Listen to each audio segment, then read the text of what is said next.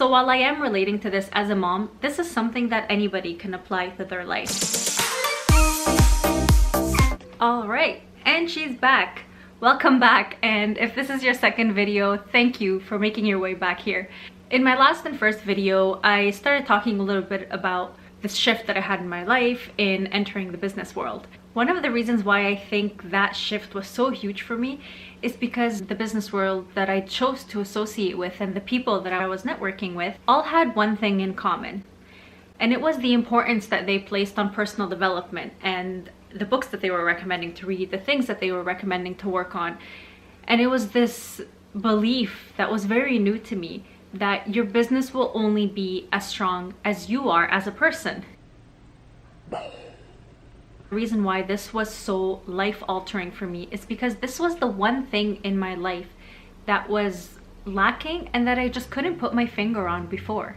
The area of my life that over the past few years I've been investing most of my energy and care into has been being a parent, being a mom. So I finally made the link that personal development was really lacking in my parenting journey, and it was something that nobody had really talked to me before. Before having kids, everybody talks about pregnancy sucks. Making a human being is really hard. The nursery and this, and get all the sleep you can now, because that's never gonna happen again. It's a mom competition. Mom competitions blow. But nobody really tells you to work on yourself as a human. And I was really thankful to find that through my mentors in the business world. And different coaches that I got to learn from really helped me structure a way to be able to identify what I need to work on and how I can maximize on every area of my life through some work on myself. Now, at first, this sounded a bit daunting, like working on myself. Where do I even start? Never a good time to have to stop catching on fire. Because like many other people, I was afraid of adding yet another thing on my to-do list. What personal development basically means is a commitment to learning and a commitment to always wanting to better ourselves in every area of our life. So here are 4 quick practices that you can start this week. Number 1, learn something new. So this can happen in a few different ways. It can either be reading something new, unrelated to parenting if you're a parent, or reading about a topic aside from school readings, or reading about an industry that really interests you aside from the one that you're currently invested in. Number 2, challenge yourself physically. So this doesn't mean that you have to go get a fancy new gym membership or that you have to start running any 10Ks. It just means do something that makes you lose your breath. Usually for many parents, that's running after the kids, but do something that's for yourself. Even if it's a walk on your lunch hour, you decide. Number 3, and some sort of practice daily, whether it's meditation or prayer, where you're sitting with yourself, with your thoughts, with your feelings, and you're really reflecting on those and setting the purpose of grounding yourself. Now, this doesn't mean that from the first time you'll try meditation, you will magically feel zen afterwards.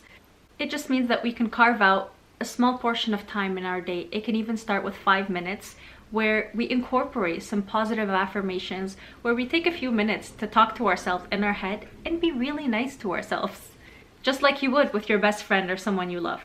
And number 4, make a new friend or reconnect with an old one.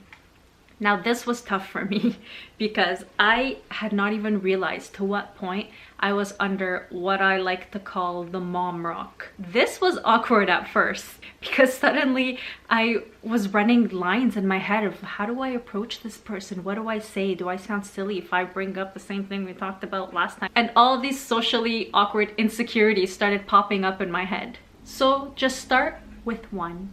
Try to think back to a time where you were sitting with somebody and thinking, oh, they're freaking awesome. Why don't I see them more often? And get back in touch with one of those people.